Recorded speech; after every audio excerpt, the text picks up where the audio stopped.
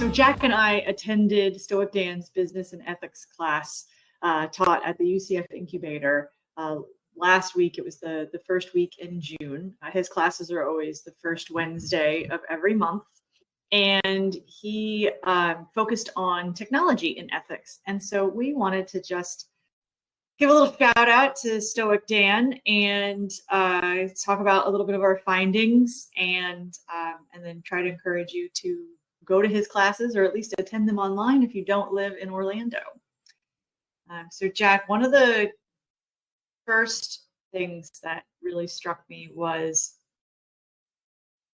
the idea of stoicism in this whole language of ethics and data and technology, and the fact that the internet is a luxury and it shouldn't be just wildly with reckless abandon, your ego just doom scrolling all the things. Like when you go into the internet, use it for a purpose. Same reason why you would use the old encyclopedias. It's the same kind of thing. Nobody, even us nerds, read the encyclopedia front to back. Or did you?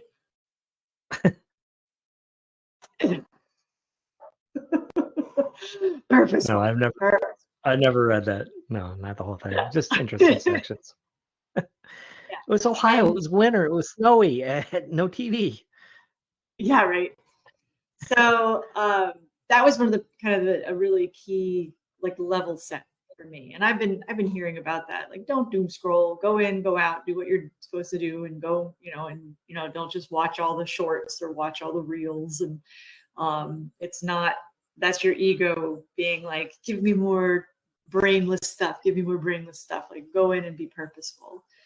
And that allows you to not waste your time, which is really cool concept of wasting time, thinking of like technology and ethics. And one of the key factors that StoicDan talked about was that how much time you can save if you are being purposeful with your technology and how you use it. Because if you try to start using it with reckless abandon, pretty much, doing things 2 or 3 times because you have to keep redoing it because you didn't go into it with purpose, or you find out your data model was biased, and so you're just wasting everybody's time not thinking through all the ramifications. So those are one of my 2 big favorites of conversation that we had. What about you? What are some of your favorites? Well, what really struck me in his message, and I really do agree with this, is, the notion of constructing an ethical plan for what you're doing in your business, or in particular, what you're doing for technology, to see how it fits, or at least to make a space for it and kind of cast some parameters for how it can be used. It's not that you have to have an absolute way of life built in at day one. Just you have to have a philosophy for how it's going to work in your system.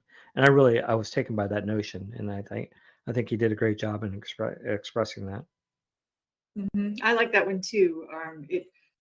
It's almost like, even like as one does in a presentation, is you say what you're going to talk about, you talk about it, and then you say what you talked about. When it comes to having an ethics plan in your business, especially when it comes to technology and data use, you have to tell everyone that you're going to have it. You're going to have it. You're going to walk everybody through it. Then you're going to remind everybody continuously that you have one, because it's your responsibility to continue to remind them that they need to follow by it. And so it has to become consistent across and ubiquitous across your entire organization. So have a plan, plan it, talk about the plan, communicate you planned it, keep going, that kind of thing. So I like that a lot. Absolutely. And one thing he really did say, though, and he stressed, and I again, it just has to be a guiding principle. And to do this, he recommended building it into your steering documents, your business plans. You just build it in as an ethical statement. And it isn't about morality. It's about just guidelines that will keep you moving forward without having to come back and say, "Oh, wait a minute. Did we do something we shouldn't have done?" You're thinking about it more proactively rather than reactively. Yeah, And and then that's one one thing I last really like. little, yeah, the one Sorry, last go little piece of that.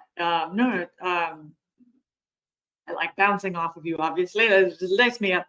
The concept also, though, of not just having it as an internal focus, but expressing it outwardly. So the idea of the informed consent, when we have our stakeholder surveys that we work with nonprofits on, or we always make the nonprofits agree that they will, that when they tell the people that they're surveying, that they're collecting the information, tell them why they're going to use it and how they'll use it, and then go back and tell them what they learned and how they'll make changes because of it. Like outward communication of what you're doing too is critical.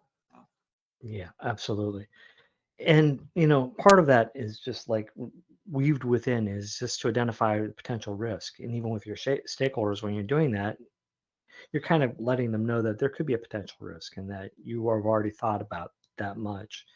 And not that anybody's necessarily going to suffer more than a paper cut from doing it, most surveys, but in the past there have been those abuses. And so building that ethical framework into your tech or into your AI and putting that risk out, like you say, up front, so everybody hears it and they know it, they understand it. I think it makes it more palatable for the longevity of the organization. Was there anything else that kind of lit you up in Stoic Dan's convo?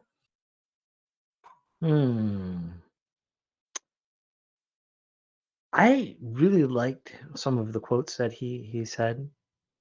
One was Sure. from Seneca in his letters from, I think, from the first century. I think that's when it was. Most of the men admire what deceives them at a distance. So in other words, have a close look, see what the reality is, get your human input. But I love that statement, though. How about you, Patty? What any quotes or anything that struck you? Yeah, the don't get swayed by the hype, learn how to use it. That was the quote too. That was more of a modern twist on Seneca, but Yeah. I like that one very much. So. And also, we had a Spider-Man quote. So Stoic Dan rocks. He's our kind of nerd. Oh yeah. And He that brought in quote the Marvel, is, so yes. with great power comes great responsibility. Uncle Excellent. Ben. Spider-Man. So that's our review of Stoic Dan's class. We hope that you got a little bit out of it. In the notes of the video, we'll try to put as many different links as we can because he's going to keep continuing the class, continue the classes on for the rest of the year. It's at the UCF Incubator down on Colonial by the Fashion Square Mall. But you can also watch it virtually and ask questions and learn a lot. He was an excellent teacher, and it was just so much fun to hear his perspective and incorporate it always in having kind of a real world applicability. So thanks, Stoic Dan. We appreciate it. Thank you, Stoic Dan. Thank you, Patty. Thank you, Jack.